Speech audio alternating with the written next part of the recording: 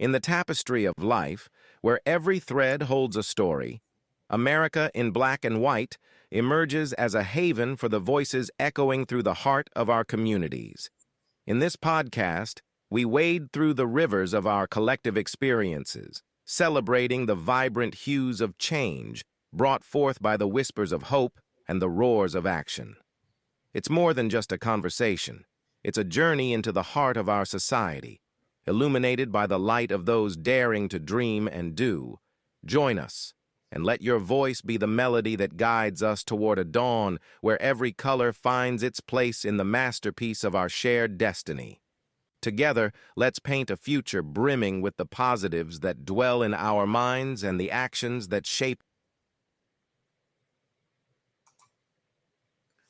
Good evening, ladies and gentlemen, and welcome to another episode of America in Black and White, where we discuss the issues that the underserved and marginalized communities are having some issues, but also we try to help a way to inspire and to have people to look forward to a better way of making things happen.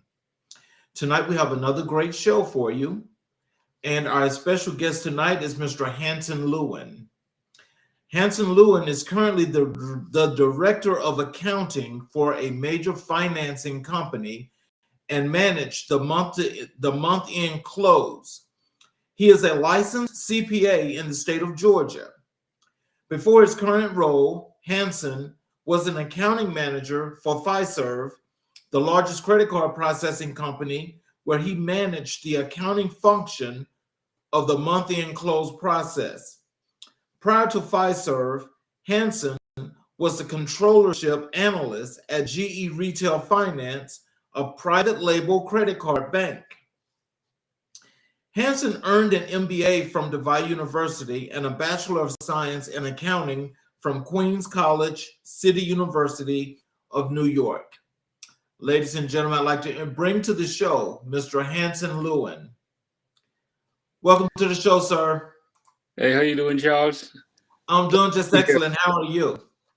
I'm doing well. Had a little difficulty getting in. My computer kind of jammed up on me, so I'm gonna try to. It just started working again. I'm gonna try to see if I can switch to the computer, but it seemed like it's not even engaging right now. I guess I'm just gonna go ahead and continue on the phone since I'm having technical difficulty with the PC. Okay. I've been like you have challenge, right? But you just gotta adjust and make things work. So here we are. Yes, sir. So is there anything you'd like to add to your bio before we get into the show? No, I think that's good. I'm excited to be here, excited to be talking with you, and looking forward to a conversation. Well, I definitely appreciate you taking this time out, and I'm definitely looking forward to our audience learning a whole lot more about, your journey to being a CPA and also some things about accounting and how they can use these in their everyday practices of living to make their lives a whole lot better. For sure. So can you share your early educational background and what initially drew you into accounting?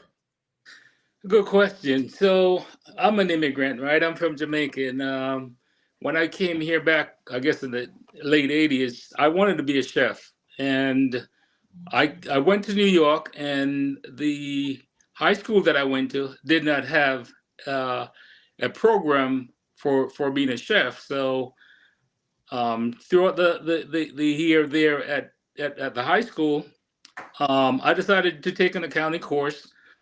I struggled with every other course except accounting. I was, in English, I was barely making a C, but in accounting, 90s, 95, 100s, so hey, I'm like, I'm doing well. When it comes to profession, I decided to go to college. I'm like, hey, what should I do? It was obvious. I'm doing well in accounting. Why not try it? And it have been a very challenging and rewarding journey, but it's definitely showed me that, hey, this is my gift from God. So why not try to develop it and see where it turns? So that's how I got started in accounting. Oh, wow. So, what were some of the challenges you faced while pursuing your CPA designation? Well, I think the biggest challenge for me was studying for the exam. I graduated college in. It took me a little bit of time to get through college, right? Because I didn't want to have any student loan, and so I funded it myself. So I work full time and financed my way through college. So when I was finished with my undergraduate degree, I figured, hey, why not just go ahead and pursue it right after? So it was a lot of late nights. I committed to myself that this is something that I want to be at the pinnacle of my career or of the profession. I needed to have it. So I sacrificed maybe two years, just go to work, come home, go study, work, study, work, study. No party, no friends. Sometimes my girlfriend my girlfriend wife, because we got married at doing that process, didn't see me much because I would get up to go to work, be at work for 9 o'clock, get off at 5, hit the library, study, get home at 11, repeat the cycle, rinse and repeat. So the challenge was just making the sacrifice, knowing what I wanted, and being committed to getting it done. And I think it, in the long run, it certainly paid off. So, as you went through that process, and it was like maybe a little challenging for you and so forth, can you tell us what was that like compared to your actual journey to get to the point to take CPA? Well, I think knowing knowing what I wanted, while it was a challenge, I didn't really see it Mhm. as such. I just knew that, hey, here's something that I wanted, and ask myself the question, how do I get there? And just by looking at the path that I need to do, I know I needed to study. Mhm. Things doesn't really come to me easy. There's going to be certain sacrifice that I'm going to have to make. Uh, the cost that I'm going to incur to pay for it. So a lot of that I kind of because I knew what I wanted, I kind of looked to say, hey, what are the costs? What price do I have to pay? And I was willing to pay that price. So yes, it was a challenge, but I didn't really see it as such because I knew the potential opportunity that it will create for me. So when I look at it from that perspective, it was somewhat of an easy decision. I'm gonna give up a couple of years of my life to create a better future for myself. So yes, it's a challenge. I had to give up some social life and stuff like that, but in the long run, because I knew the reward that it's gonna pay, I was willing to make that sacrifice. So, how did you prepare for the CPA exams, and what strategies did you find most effective? So I had to take a CPA review course, and the name of the course that I took was Becker. I'm not sure if they're still around, but that's the one I took. Um, and it was all about, as I stated earlier, knowing what I want and making the time to uh, get to the point where I know after work, that's what I'm gonna do. Um, at the time, I had pretty much kind of did it on my own because I didn't have anyone that's at the time that was studying or preparing for it with me. So I took the course. Back then, they had it on cassette tapes. So I rented I got a tape package, and cassette was in the car at the time. So if I'm driving anywhere, I just stick a cassette tape in and listen to it. And one of the things that that helped me to be successful is that I know for me to attack a problem, I'm going to have to do it over and over again. So if they provide an example that say, hey, here's the framework that the CPA exam is in, I would find maybe 5 or 6 different problems and do it multiple different ways to try to get it done. And I think a good thing that prep course it had some previous exams. So I would kind of pace myself to say, hey, I need to do maybe 3 or 4 exams, or if my first attempt, if I got a 75, my goal is to at least hit a 90. So I would take that exam over and over and over again until I get to that point. That the passing grade is 75, but so I want to give myself that cushion just in the event that I didn't do so well. And it so happened that the first time I took it, because it's a 4-part exam, the first time I took it, all 4 parts, I wasn't so successful. I only got 1 part. But again, persistence, and because I knew what I want, I just kept going at it again. The second time, I got 2 out of the 4. And the third time, I got 1. So I totally had 3, and finally, I finished the last. It took me about 2 years to get all 4 completed, but as I said, it's a process.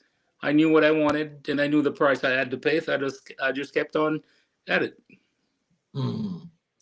So, were there any mentors who played a significant role in your journey to becoming a CPA? I can't say I had any, and that's one of the things that, looking back, you know, I would say that's very critical in anyone, whatever journey they are on, is to make sure that you have some sort of mentor to kind of guide you in the process. I guess you could say the CPA course was kind of a mentor in a sense, but having that personal mentor to kind of speak to you, provide guidance, and stuff like that, it wasn't there.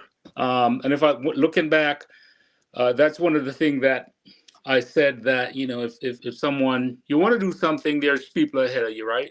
How can you align yourself, find some mentor, because that will make the journey a lot much easier. And that's something personally that I'm trying to do as I try to give back to other than the community. Okay. And so, what experiences in your early career helped shape your skills as an accountant?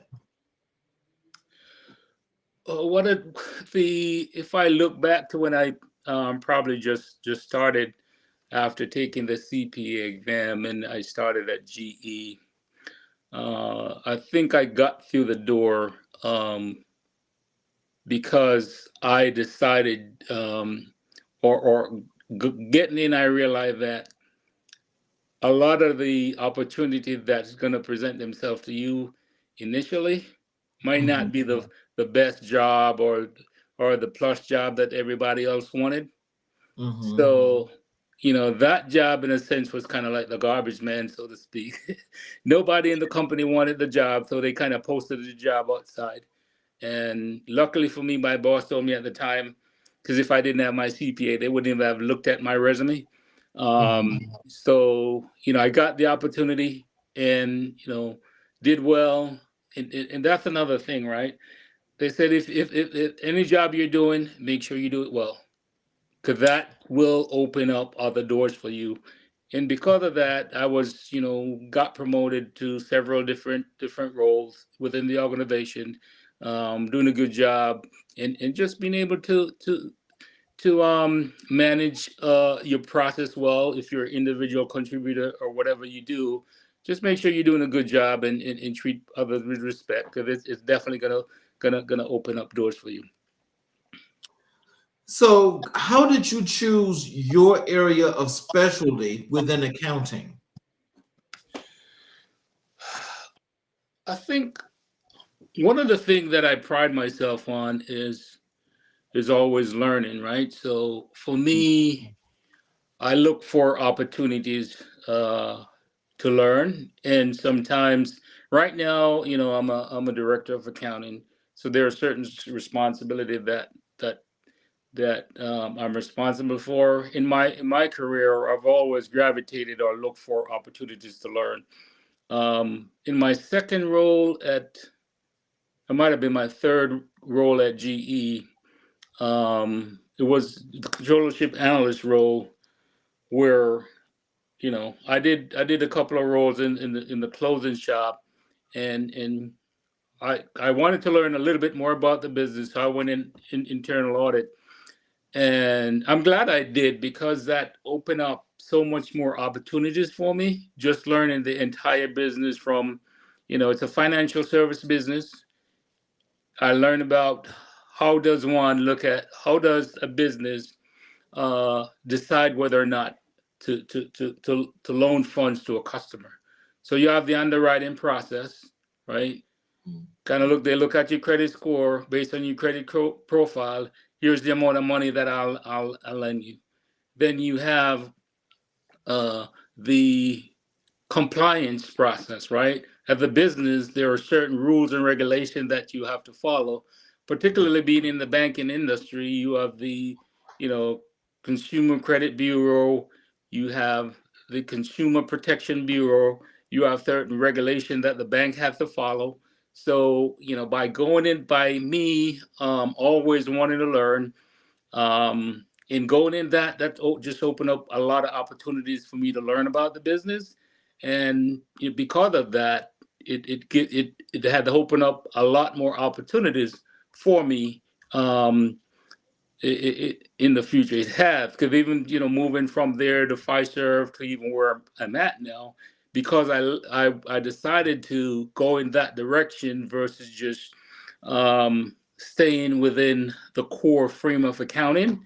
It definitely opened up a lot more opportunities for me. So one thing I always suggest and tell people, that I speak to, is always have that quest for learning.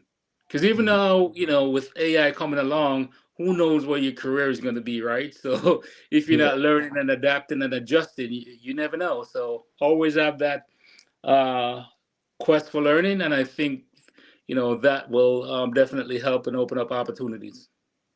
So what was it about auditing that you wound up liking so much that that it helped to push you further in the accounting arena? What did I like about it? As I said, it's really learning about different segment of the business. Mhm. Even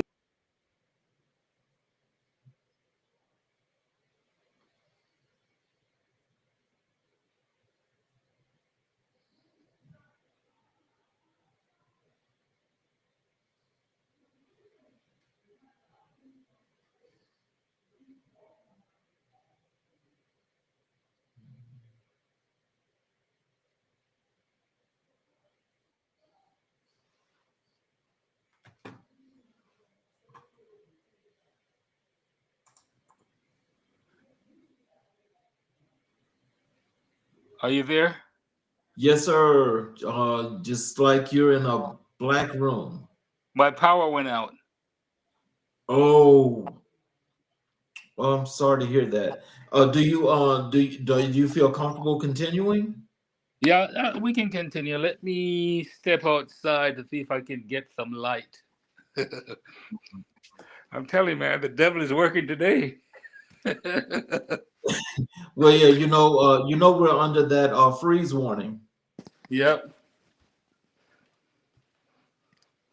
All right, I'm in my den now. Okay.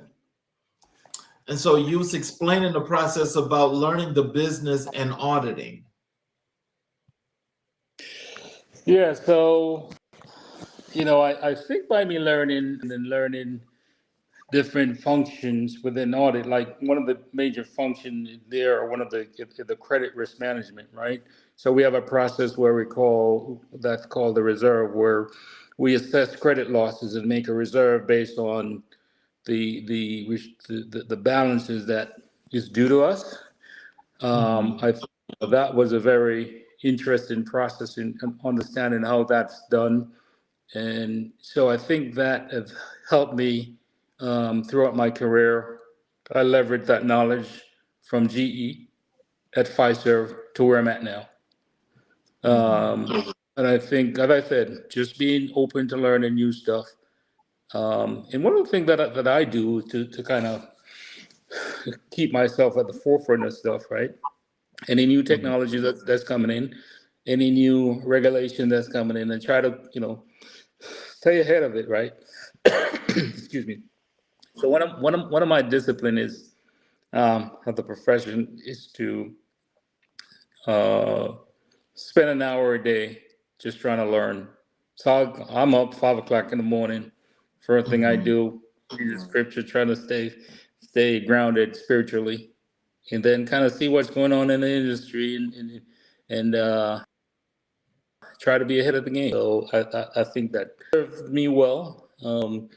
And as I said, back in maybe 2014 or so, we had some changes in a regulation that impacted the financial service industry. I led the effort on it.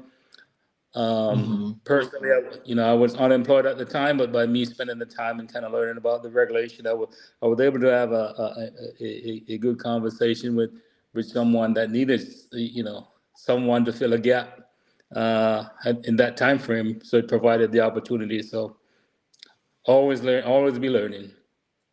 ABL, I say.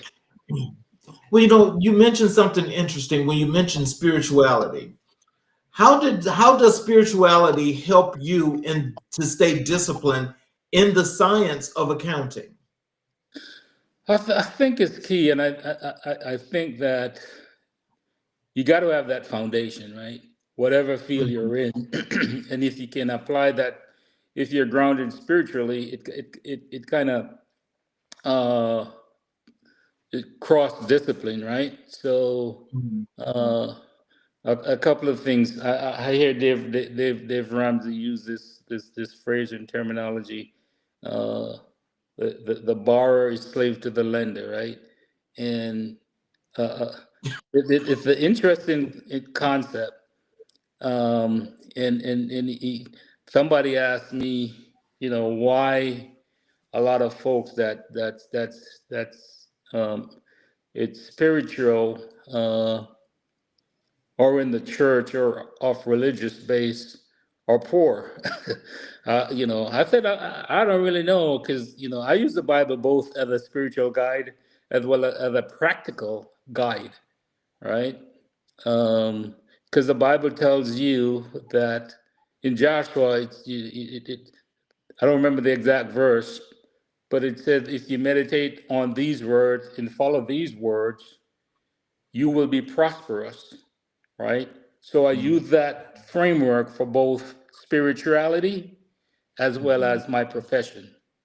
Mhm. Whatever area in my profession, if I follow the word of my profession, study the Mhm. profession, then I'll be okay financially. If I follow Mhm. God's word uh, and does what it says, I'll be okay. So I use God's word as my foundation and apply that to my professional life, and it has definitely helped me be successful for sure. Oh, really?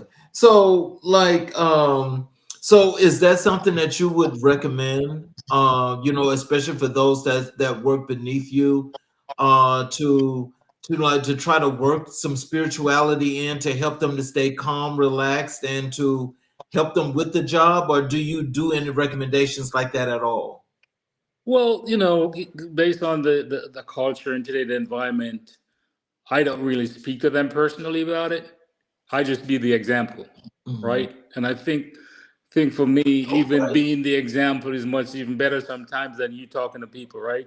They say they'll do what you do, they don't necessarily do what you tell them to do, right? So I think being an example is much more important than saying the word sometimes. So that's kind of the avenue or that I take. It's try to be the example and set the tone by what I do from that perspective. Because the corporate America today, a lot of the company doesn't really want you to talk about religion or anything like that, and I'm fine with that.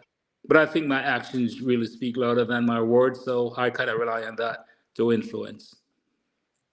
Okay. Can you describe a pivotal moment in your career that led you to where you are today? Um, a couple of pivotal moments. Uh, I think the first one I probably already mentioned, where I sat the CPA exam. Um, by doing that, it opened up opportunities for me. Another pivotal, one of the other pivotal moment is doing a couple of volunteer tier work within the organization. Mhm. When I started at Pfizer, maybe a year in, they created a committee.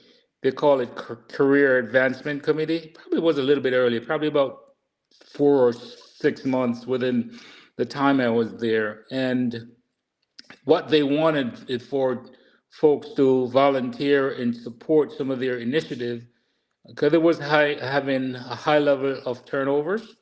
While the opportunities were there, it was a challenging environment, and they wanted us to kind of come in, provide ideas, and execute in some of the initiative that they had. So I volunteered. One of the things that they wanted us to do is actually bring in the CPE, which is continual professional education, to the organization. So I led that effort, and it eventually took a couple of tries, but eventually we were able to get that within the organization. And by me doing that, I worked with the chief accounting officer, vice president of accounting, and a couple of other folks. And it so happened before I did that engagement, there were a couple of opportunities. There was a specific opportunity that I was interested in, and I interviewed for it or expressed my interest, and they say I was not qualified for the opportunity. Now, when the opportunity came around again the second time, because I've already done the work, built by volunteering, built some alliances, built some relationship. It was not whether or not I was even qualified. They knew me, they know what I'm capable of, and by me executing and assisting them in meeting their objectives, I got the opportunity. So that was a pivotal moment. There was another one in the George Floyd situation where um, they wanted to make some changes within the organization again. As I said, I just like to learn and like to grow. That's just something that's kind of natural to me. And again, they had some initiative there as well, and I led that in throughout that process. Uh, we had actually got bought out by another company, and all the folks that I knew and worked with were no longer in charge. But by me working that process and working on some of their initiatives, I got to meet again the chief accounting officer and a lot of the decision makers. And I think that opened up some more opportunities for me again. So, I did think the unconventional way because I'm a CPA, but I've never uh, worked for one of the big four CPA firms, right? Okay. But Mhm. there is a unconventional way that I did things. They have this saying: "There's more than one way to skin a cat." Yes, So sir. that's I do things unconventionally, and I kind of get the benefit of doing that because a lot of us, particularly African Americans, we don't have the opportunity that other folks have, but we Hmm. got to think outside the box, so to speak. And Hmm. by us, if we can do that, we can create opportunities for ourselves. So that's what I kind of focus on is how can I find solution and get the results that I want. As that's very interesting that because that leads me to think about not just being creative or being innovative, but putting your mind to work and using the tools in other ways in order to make things better for yourself. Do you think your subordinates that you're over, do you think they gather some of the processes that you may have used before you got to the point that you are to maybe use them for themselves, or do you guys talk about those kind of things? Yeah, and again, I think with the folks that I manage, I got to meet them where they're at, so to speak, right? And kind of Mhm. see what direction they want to go. I may have a vision for them, or I may think this is where they need to go, but they may think, hey, I don't want to do that. I want to do something else. So it's really meeting them where they're at and kind of figure out where they want to go and see how what myself and the company have to offer to see how that align and see the best way to move forward. One specific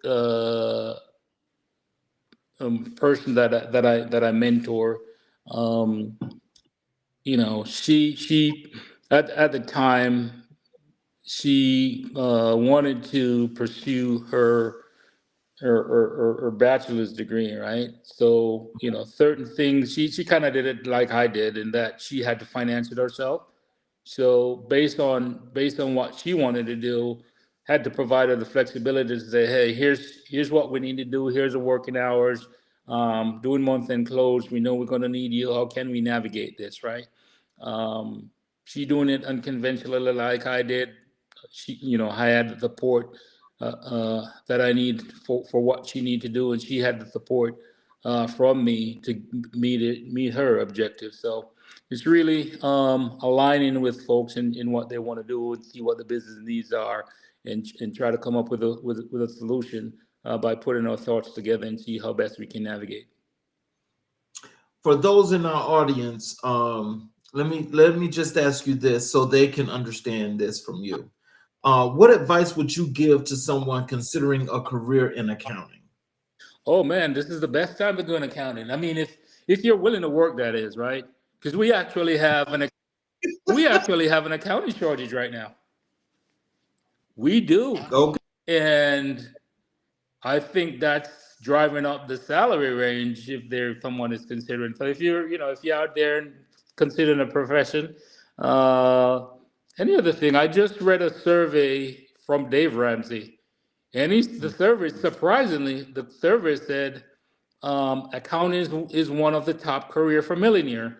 I'm not quite there yet, but hope to get there soon. But it's one of the top five profession that are millionaire, and I think that might be due to you know a result of the skill set that you get of accounting in accounting, in that you're managing your finances, you're seeing the cash going out, and then you probably are on a budget.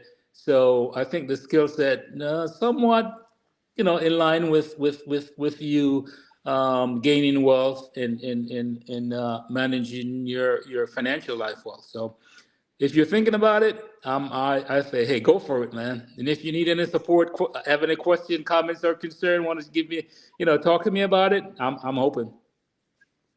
Oh, wow. So, how important is networking in the accounting profession, and how did you build your network? Oh, I think that's, I'm an introvert by nature, so it was a bit challenging for me to build a network. But I think it's critical, not only in accounting, but in any profession. Because I think your network, they say, is your net worth, right? So Yes, the sir. bigger your network, and the higher the folks is within your network, the better it's going to be for you. You know, and one of the things that I do too is for me, I think it is critical that we actually have a specific or have some form of budget for our career growth, and I do that in listening to one of the stuff that I listen to. It's called Growth Day. It talks about leveling up your network, and sometimes you have to pay to get into certain environment. And never really thought of it from that perspective, but that may by paying, sometimes you're going to get into certain rooms that you probably would not have gotten into. So you may have your regular network that you kind of just meet people and kind of talk to, but you got to be strategic about it, right?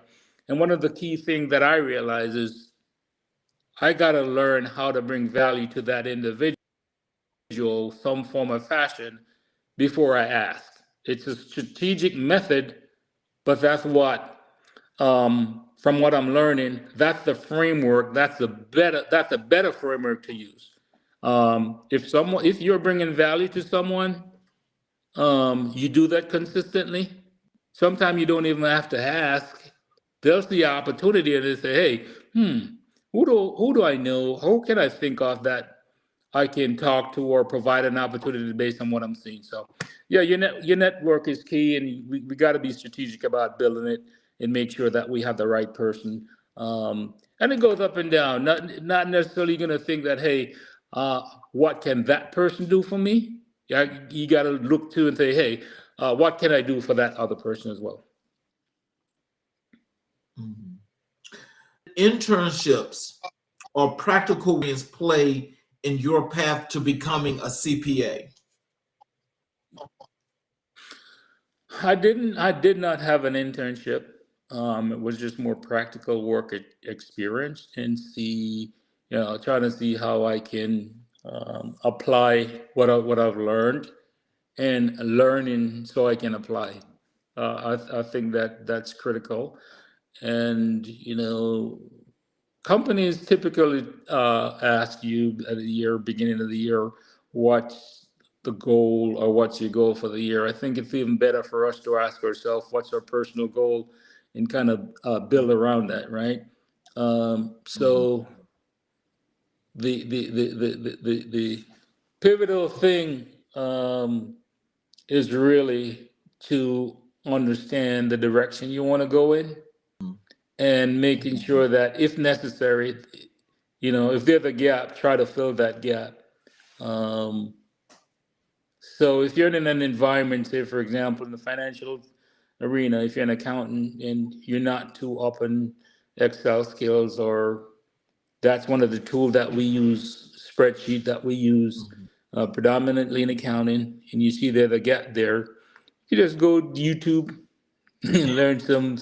You don't even have to pay for it. Just go to YouTube. There's a lot of training out there. So you just go and develop your skill, and that would be a good way to add value to yourself, so you can add value to your organization, and potentially, who knows, you may get a salary increase based on you say, hey boss, here's what I've done. Here's some problem that we've been facing. Here's what I've done to address that problem, and you show some results and position yourself. Mhm. So, just from the overall experience for you, from you being a CPA, and from the humble beginnings to you working your way all the way up to this point now, when you look back, and sometimes when you get that thought in your mind, when you look back and remember how things started and so forth, would you change out your career path right now?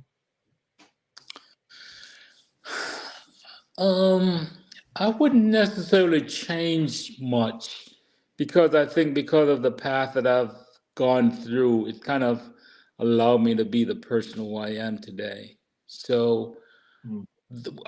I guess outside of maybe getting some mentorship, um, Mhm. to maybe accelerate my career a little bit faster, Mhm. I don't think I would have changed much. I definitely believe the mentorship is a key component of growth, and mentors will definitely open doors for you, and connect you with people that you probably would not otherwise be connected with. Mhm. Um, so if anything, I would say I would change that. That's one area that I would make some adjustment to seek mentorship at an earlier venture in my career, just to make sure that I didn't maybe struggle as much. Okay. So we're gonna I want to pivot over to you having to explain to the audience, like what accounting means. And when I say what accounting means, can you tell us what does accounting mean to you personally beyond the technical aspects of the profession? To in layman terms, right? I would just say accounting accounting is just managing your money well. Mhm. It's boiled as simple as that. You know how much money you're making. You know how much money you're spending, in managing and accounting for that in a good way. You make hypothetically you make $100, right? You know you got to pay your taxes. Uncle Sam is going to take his first, right? You got to eat. You have a car. You have a house. You got to live. So you want to tell your money where to go, Mhm. and then you want to save and invest. Mhm. So every dollar you make, you got to tell, Uncle Sam may take what, 15 cents. You got to live. So how much are you going to spend on your house, hypothetically? You may want to say, I'm going to spend another 15 cents. Uh, you got to drive a car. How much you going to spend on a car, right? So you don't want to be driving an Escalade and you Escalade and you're not making the money to make that payment, right? So you got to. It's really about managing your money, because that's what accountants do, and by looking at where your money is going, it helps you to make better decisions.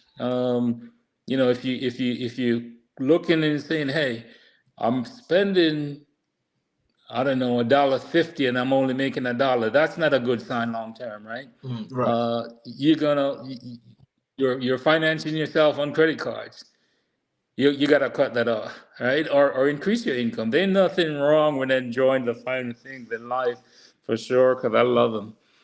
But just make sure you're managing your money right, not overspending, and obviously there's going to be emergency that comes up. So accounting is just in layman's terms, just managing your money and managing it right, knowing where every dollar is coming in, and knowing where it's going. So, how do you define the role of an accountant in today's business environment? Well, there are so many different areas that you can go in accounting. And say, for example, you want to do taxes, you may want to do audit. Taxes is just saying, hey, based on the money you earned, what are your tax liability to government? And there may be certain tax strategies that you can use that you won't pay any taxes. I mean, they talk about one of the wealthiest person in the United States. You know who I'm talking about, Elon Musk. They say he doesn't pay any tax. Why? Because he's strategic about it. And I don't blame him.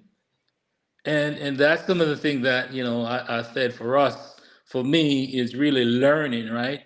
Because the tax rule is a tax rule. Mhm. So I need to educate myself a little bit more about it. Because what he does, right? You have all this stock equity in this corporation. You want to live his lavish lifestyle. If he borrows money against his stock, Mhm. right? And you spend that money, borrowed money, you don't pay interest on it. You don't take a salary.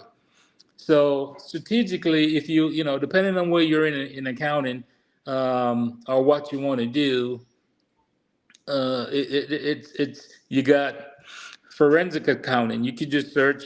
That's really just looking at what's going on, following paper trails, right? Auditing, somewhat similar. Then you have the month-end close process, which I'm kind of in day out.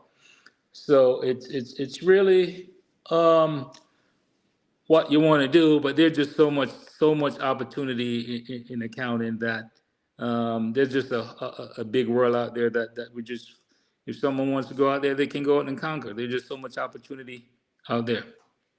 So, what are some common misconceptions about accounting that you encounter? Yeah, they always say accounting is boring. To an extent it might be, but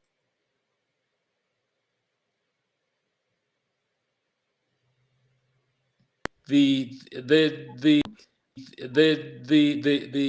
one of the another one in that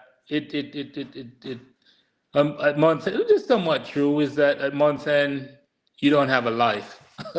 And to some extent it's true, but I think depending on where you work, you can navigate that.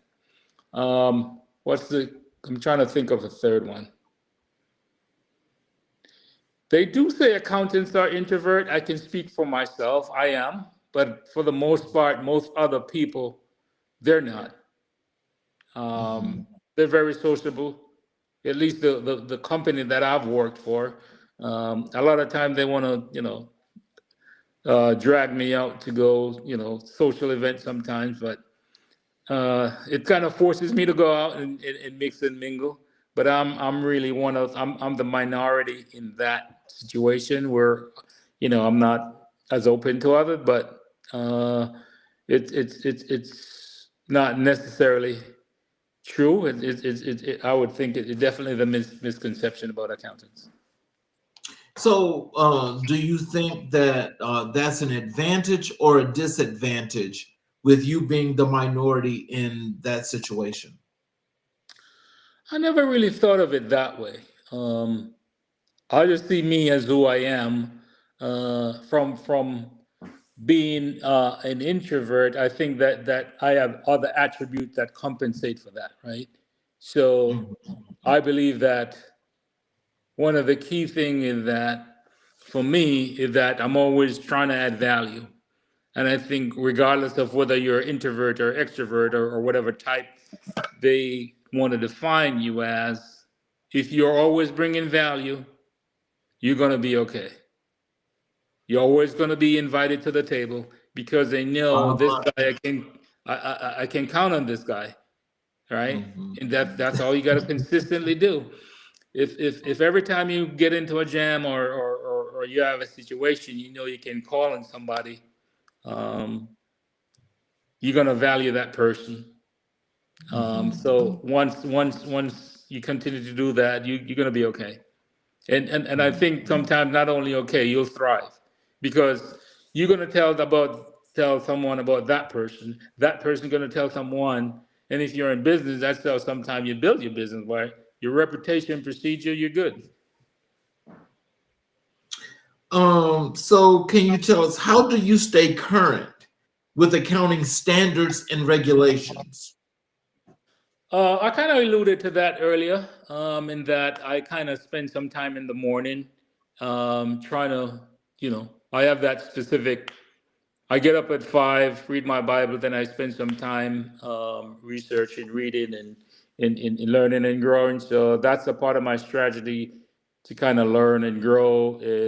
And I have specific feeds that I get in every day. The AICPA, the American Institute of Certified Public Accountant, has daily newsletters, right? So they send me, I get an email every day of what the current events are, as well as, stuff from the banking industry that may impact me, the Public Company Oversight Board, which regulates public company.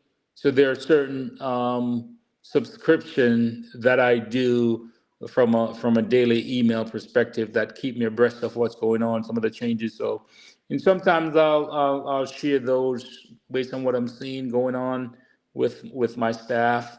I'll just send them a note. Like the other day, there was something that was impacting the business. I shoot a quick note to the senior leadership about it and ask a few questions. So definitely want to have something, a process that you stay current and ahead of the game. Can you explain, now this is key because there's a lot of examples of this, but can you explain the importance of ethics in accounting? That's a good question, and one of the, it was so funny, and I'm not even talking about ethics in accounting, just ethics in general. And one thing I asked myself the other day, particularly at the corporate level, it's just kind of ironic. It's just more me reading my Bible, and I'm like, why is certain things not, done in the company anymore? And I guess it's maybe because of just the environment, particularly spirituality. Because one of the first things they do when you join a company, you have to take an ethic course. Right. So it is critical. And in my view, I don't necessarily think that while they have to do it, it should not even be a question. It should just be the life you live. So whether you're working for, ABC, CBS, or whatever company you're working for, you should already going in with ethical values. But people have different standard. But I think ethic is very important in any career because it's drive your decision in what you do. And you see a lot of company goes out of business like Enron, and just to name one of the bigger failure, Arthur Anderson and all of that Austin stuff. Anderson. Yes, Yeah, exactly. so you got to be ethical. And the what folks don't realize is that once someone see that you're dishonest, that's it. They don't want to have nothing to do with you.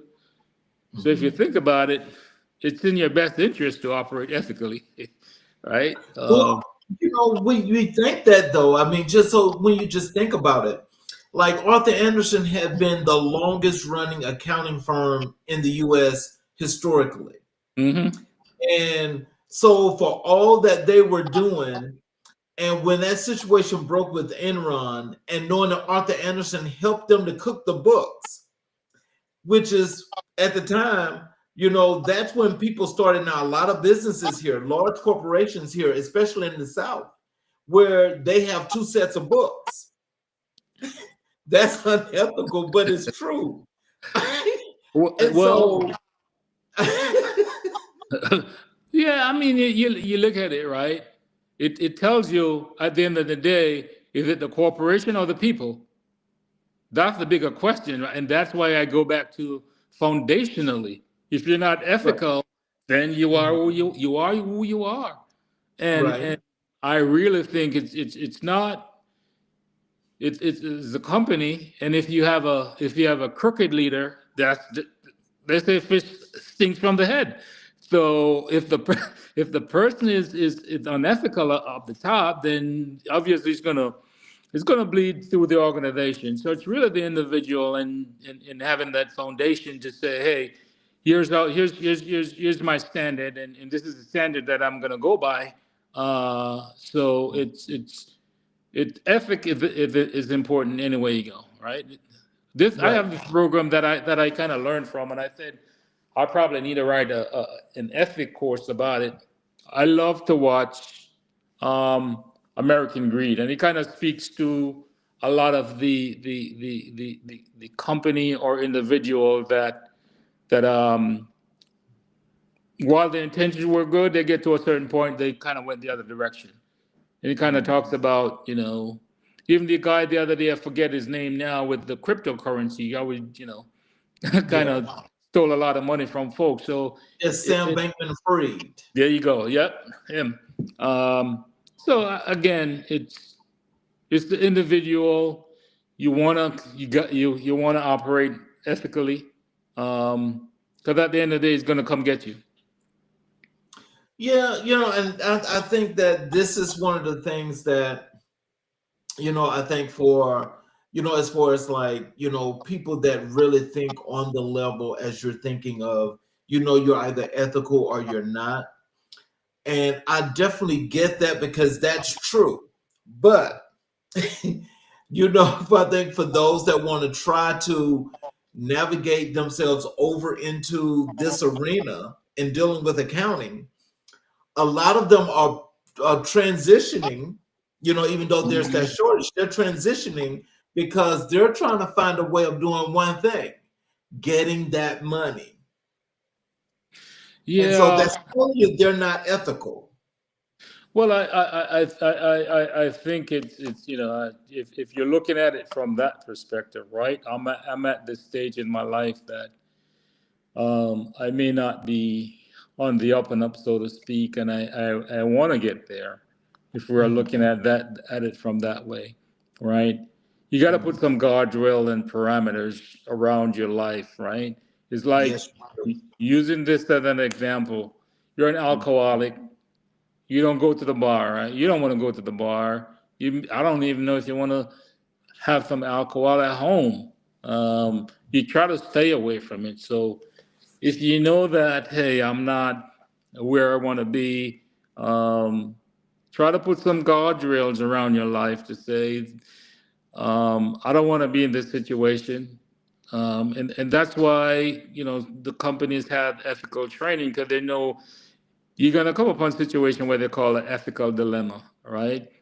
You Yes, may sir. want to get some business, and this person want to take you to dinner. They want to buy you, give you some football tickets or whatever. Yeah, I want to go to that game, but you got to navigate that line, right? And companies have policy around that thing.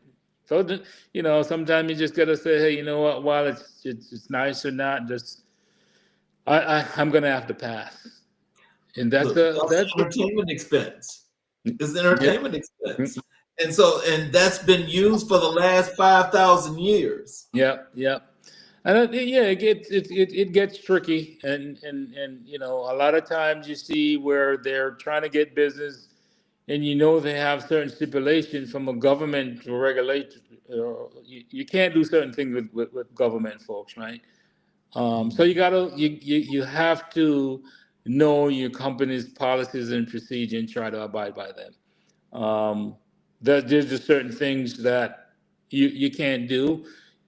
Particularly you're in a management position, you got to know the rules, and if something you think may cause there's some gray areas there, you don't want to be on the front page of the newspaper, right? So that's kind of, they kind of tell you, that's kind of the decision. Hey, if I make the decision and it's on the front of the newspaper, how would I look? How would that impact me? How would that impact my organization? How would that impact my family?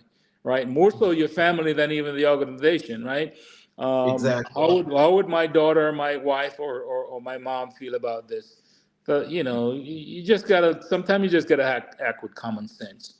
I know they say common sense is not common practice, but I think there's just certain guardrails that you got to put up. Mhm. So, how does financial literacy tie into the broader implications of accounting in society?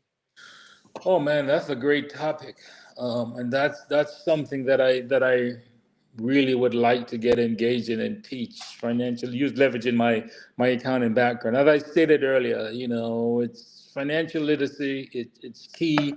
Um, and as I said, accounting is really the money coming in and going out, and that's a part of financial literacy.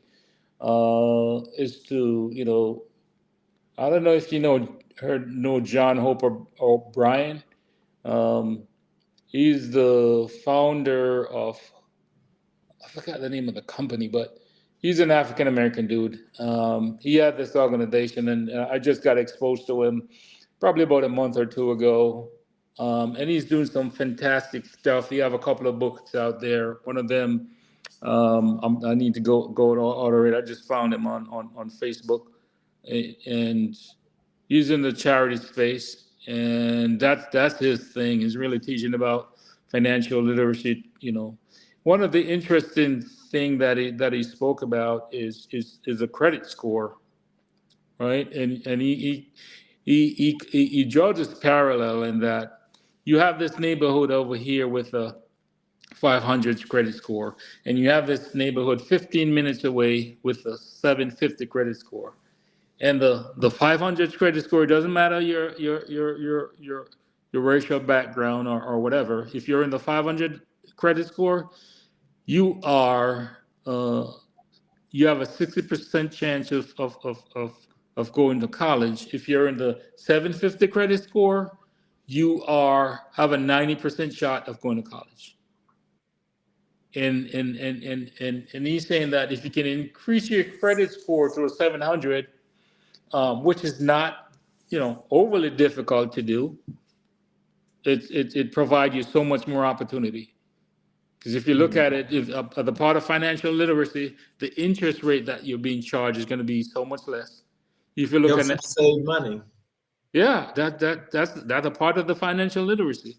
Because a credit card right now, you're paying 25%. If you have it's kind of hard for you to make headway if you're paying that much. Because you're just giving your money away, really. And Mhm. the challenge is, how do you get to a position where you have that resources that you don't have to do that. But you got to start somewhere. Mm-hmm. You got to start somewhere. I'm gonna walk around a little bit to go get my charger. I'm at 25%, so I don't want my battery to die. I don't think my light is back on yet. Okay. I think it's upstairs. We could continue. Oh yeah. Okay. So, what skills do you think are essential for success in accounting?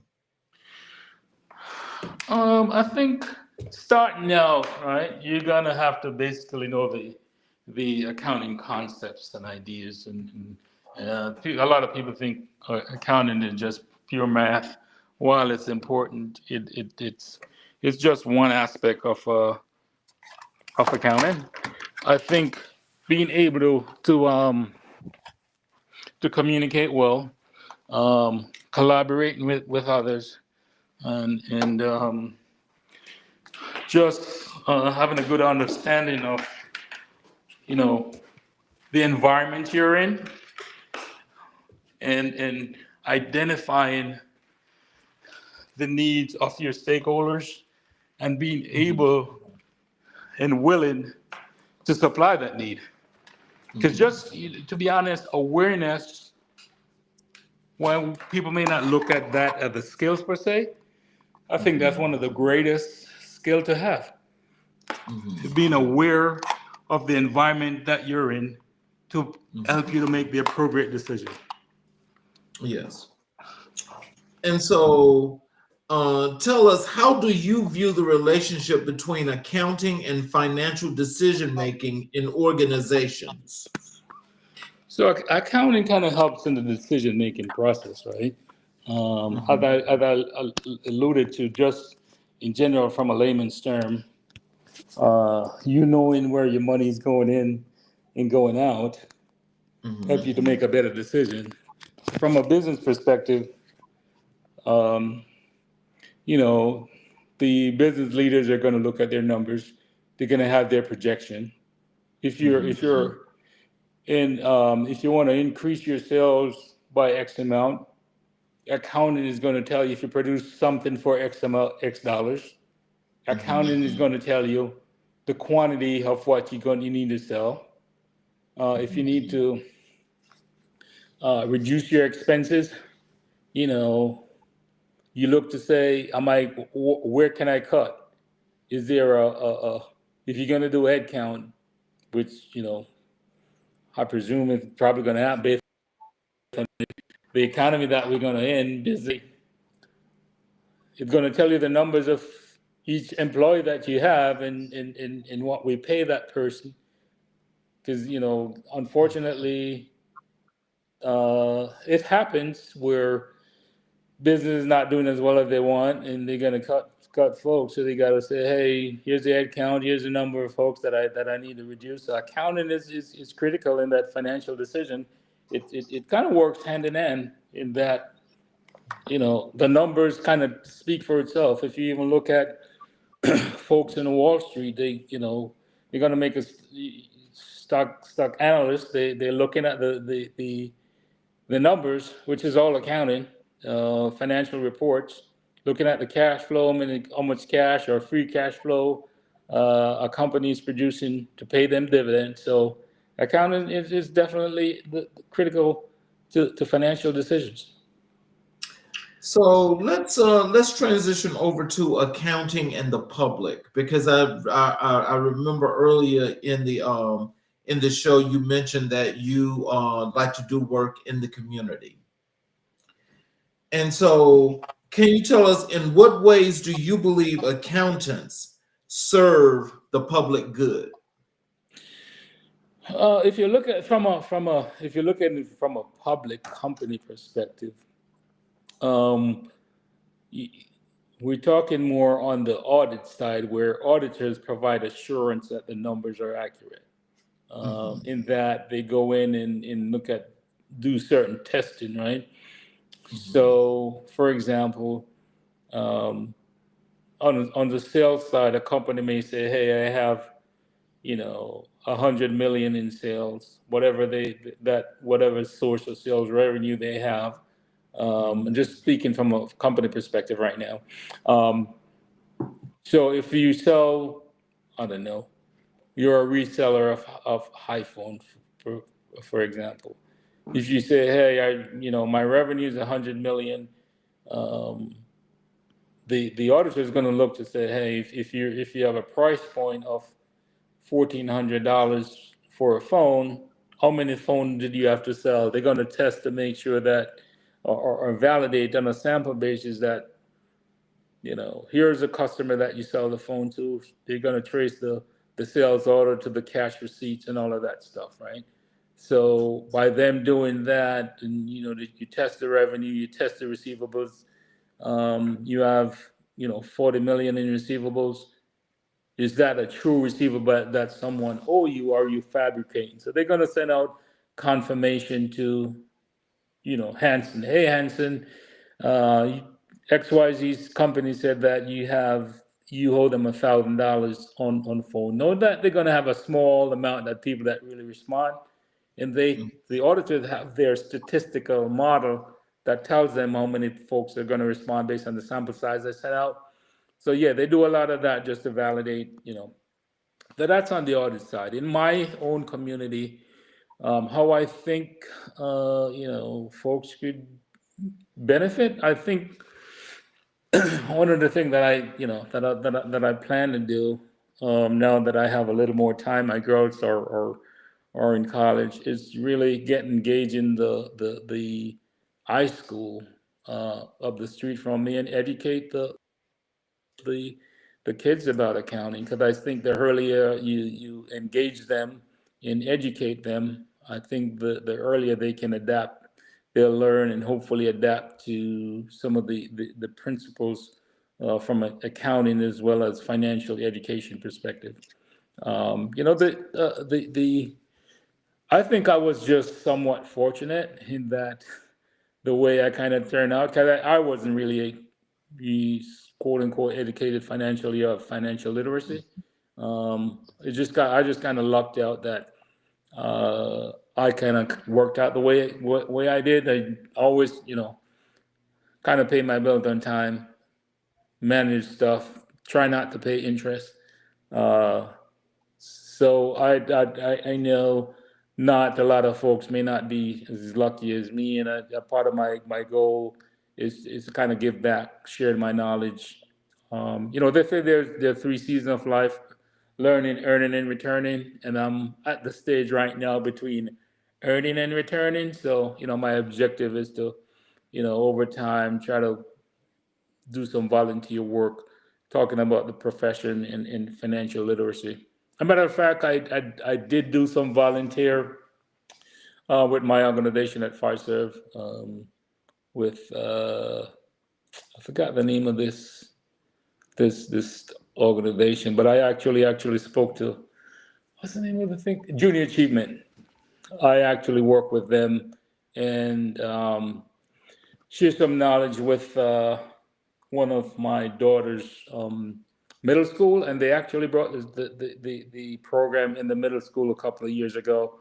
So that was a good achievement on my end, by sharing. They had the need for it, and because I was active in the school, I made the suggestion and they implemented it, and I volunteered to teach the students at the school when she was much younger. So.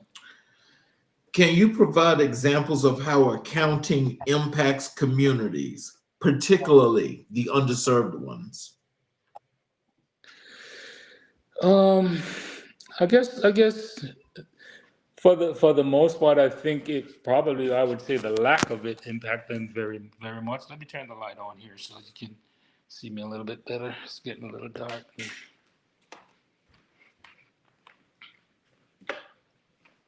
Yeah, I would say, the lack of accounting knowledge, and the lack of not only accounting, but maybe financial literacy is impacting the underserved community in a negative way. And I think, hopefully we can, organization like yours, what you're trying to do, and others, will shine the light on it in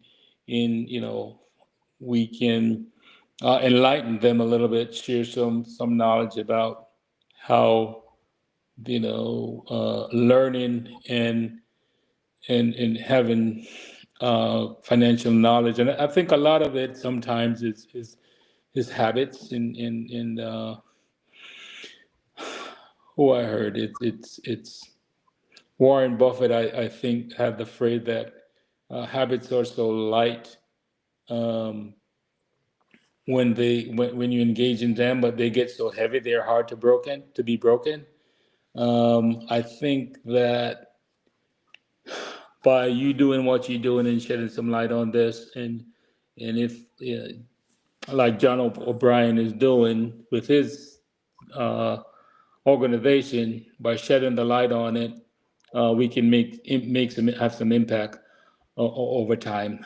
I think that the bigger challenge though is, and it's difficult, right? It's sometimes all we see or all we know is what we know, and until you're enlightened, um, it's hard to make the change. And even when you want to make the change, you're not in a position to make the change. But I think it's hope. Sometimes it's how bad you want it, and being in the right environment, having the right folks around you that will help to elevate. So I think they say each one teach one, and if we can do that and work with that philosophy, I think over time we can make some progress. So, how do you think the accounting profession can improve its public image? Well, I think one of the things right now by us having this conversation, shedding the light on the profession, letting folks know that it definitely will provide opportunities. And as I stated, the facts backing it up, that the survey that Dave Ramsey team did about accounting being one of the top professions for millionaires. If you want to get the bag, that's an avenue to get the bag, so to speak. It's there if you're willing to do the work. So it's a great profession. It's been an awesome one for me. It's allowed me to uh, live a pretty good life. I'm not rich by any stretch of the imagination, but I had to pay for school myself. It took me 7 years to get my degree, and my oldest daughter is graduating in May with a bachelor's degree from Georgia State University. Um, Coming out of college without a single dime in debt. So that's what accounting has have done for me. My youngest is at Virginia Tech. This is her first semester, Okay. um, and the goal is for her to come out debt free. So accounting is a tool that can provide steady income for anyone that's willing to work. And I think for our community though, as John O'Brien says, we've been doing with so little for so long, we can do anything. So accounting, we know we can do a lot. We can go out and execute. So all we have to do is align ourselves to the accounting profession if you're so inclined, and I think things will happen. So, we do Black History 365.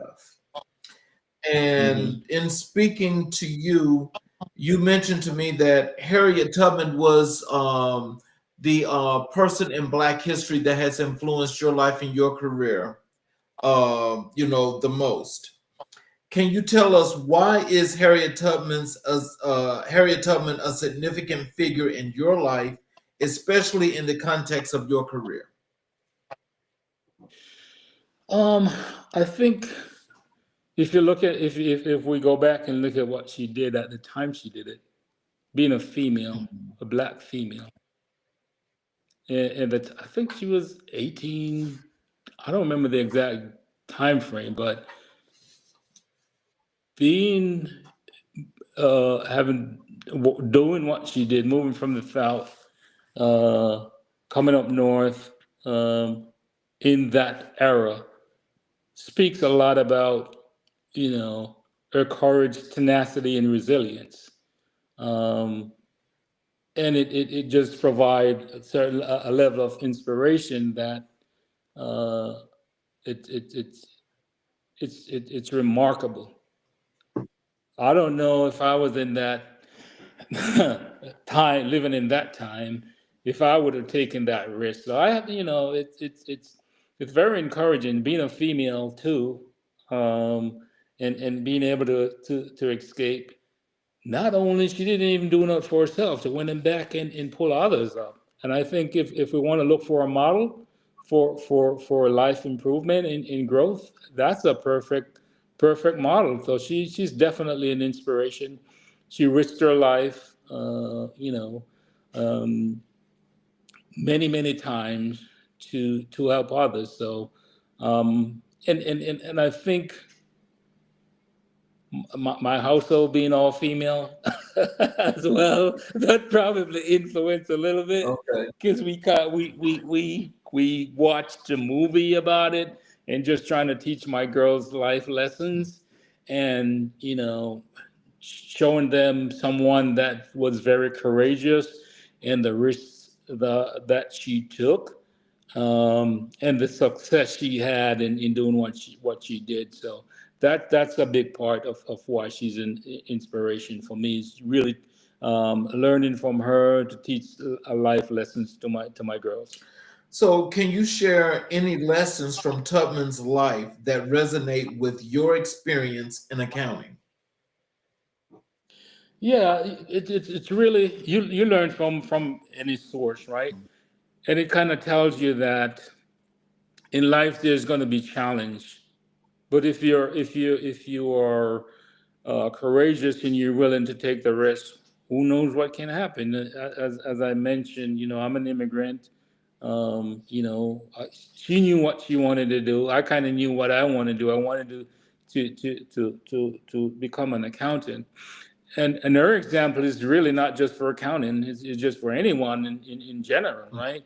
You have a goal, you have some inspiration, you have some aspiration as to what you want to do. Here's a lady that, risked her life many times to not only help herself but help others. So for me, knowing what I want, trying to she had some assistance in getting the path to where she wanted to go. So it's all about leveraging what she did, and looking at some of the similarities between what I did. There's just certain commonalities there that, overall, in general, this is just a blueprint for success, so to speak. So, how has Tubman's story influenced your perspective on overcoming obstacles? Yeah, that's another good one, a good question, right? Because the obstacles is going to be there, and one thing that I'm learning just from her and life in general, it's a part of obstacles are a part of life, Mhm. and they sometimes, you know, as we said earlier, I'm a person of faith, and sometimes the obstacles are there to move you to the next level. Because if you're not overcoming this obstacle, you're not going to be able to handle what's coming above, right? The next one. If you look at, just from a talk about faith a little bit, right? If you look at Joseph, yeah, I know you probably didn't. I don't know if you know Joseph's story, but his brothers sold him in slavery, right? Uh, then the king's, I forgot the king's name. His wife lied on him, that he wanted to sleep with her. That was a lie, right? That's another obstacle right there. And he became the prime minister for the country. So that's a part of what we don't like it, but that's a part of something that I kind of come to accept as a part of life. And as Tubman had to overcome the obstacles of navigating treacherous ground, people trying to, chasing her, trying to kill her. That's just another example that, hey, if you're willing to take the risk and learn how to navigate obstacles, anything is possible. Ooh. So, in what ways do you draw inspiration from Tubman's commitment to freedom and justice in your work? Yeah, I think it's her life really speaks a lot about about commitment, because she could have make one trip and say, hey, I'm done, but she was committed to the cause. Mhm. In my line of work, I'm committed to what I do, um, in into the craft, that I spend the time every morning trying to learn something new or try to stay abreast of what's going on.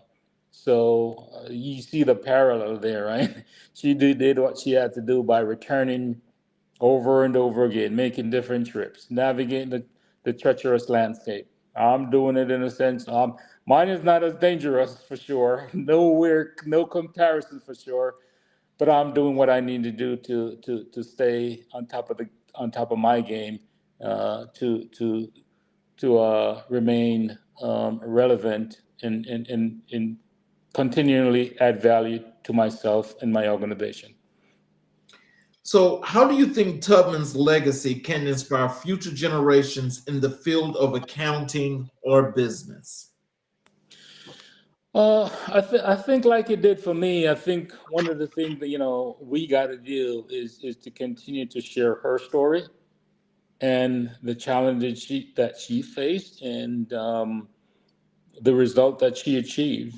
So, other part of what I did with my kids, just keep, sharing the message, and sharing the knowledge, and use it as we that are aware, enlighten others, so they can see the impact that she has made in us ourselves trying to make some impact, and I think that will go a long way.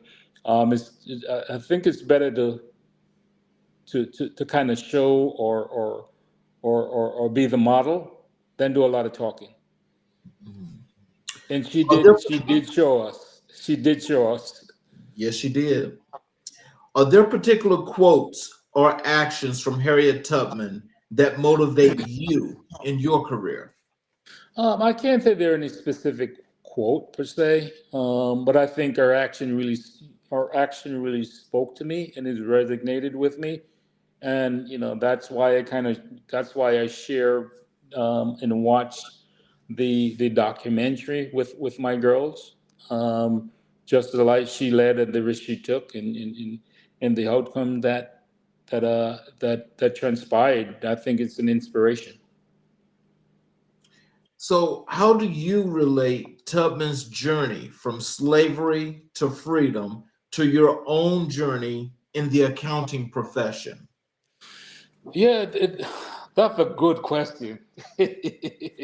That's a great question. And the last word that you use there is it's freedom, right? So Mhm.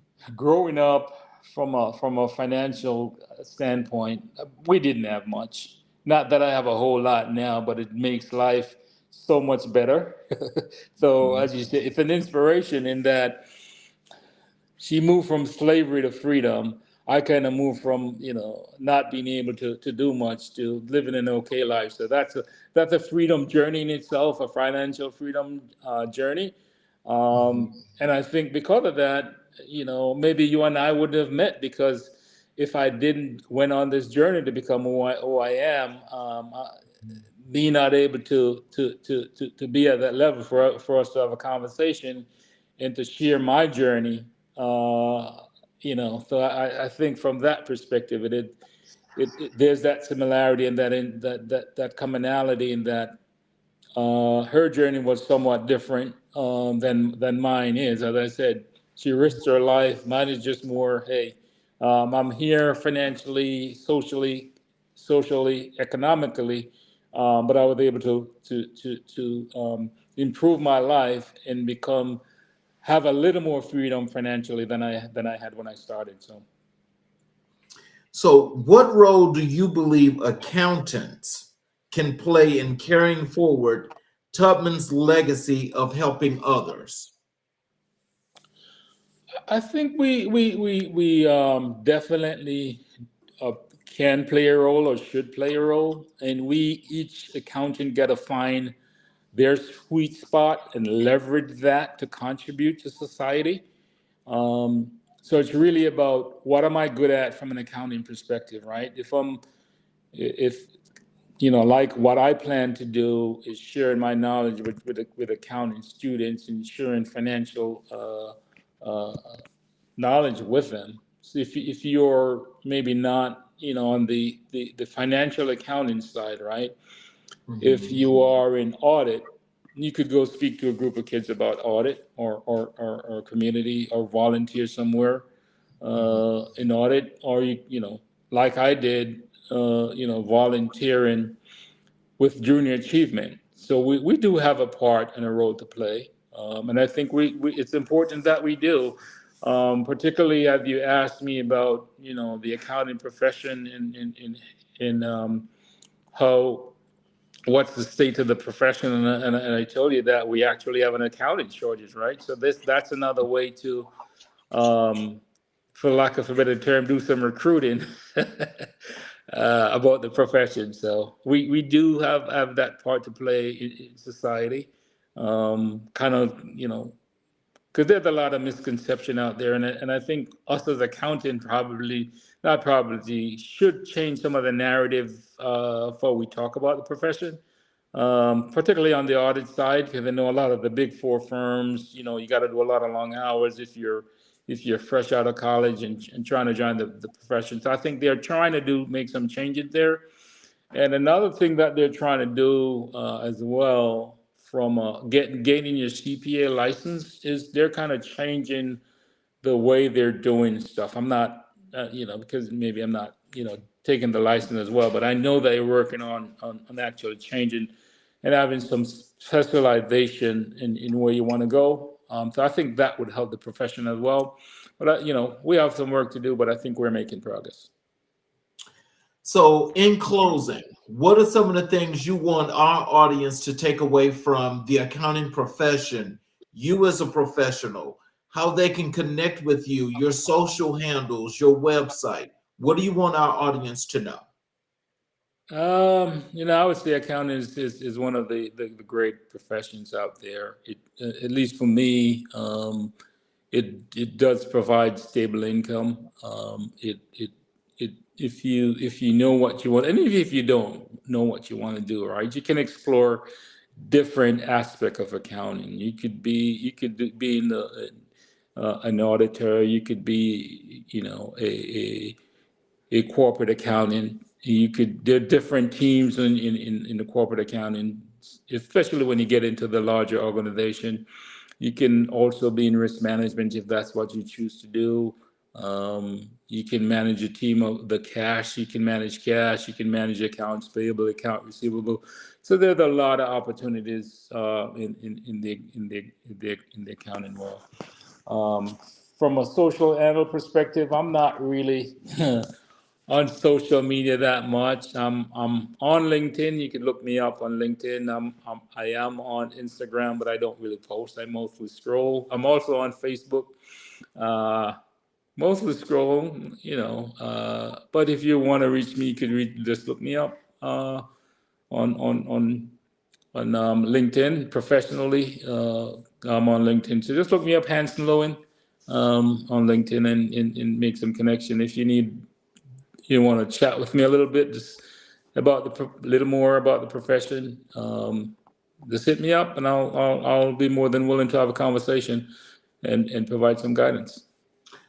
Well, I want to thank you for taking the time to spend some time with us and to get our audience caught up to speed about learning a little bit more about the accounting profession.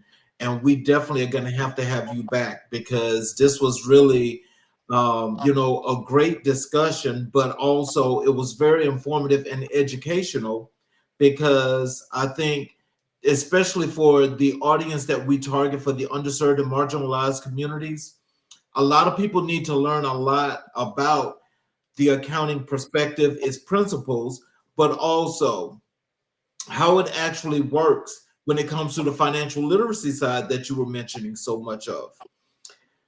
And so, I just really, just enjoyed this because these are some things that, I want people to, to learn. But also, the next time we have you back, we can talk a little bit more also about the rule of 72. And so, Sounds good. yes, sir. And so, those of you that were listening, to the show, and you just heard Hanson just give you guys lots of tips and tell you a lot about the profession of accounting. What you learned, what you just heard him just mention, for one thing, is that it's a profession that's looking to recruit because there are a shortage of accountants. Now, in thinking about this profession, he also mentioned that it's a disciplined, structured profession that you definitely need to be on top of, not just your credibility, but you need to think more so about what ethics means and also how you're going to serve not only in this profession, but the people that you're going to be helping to better their lives, their business, their companies, or whatever have you.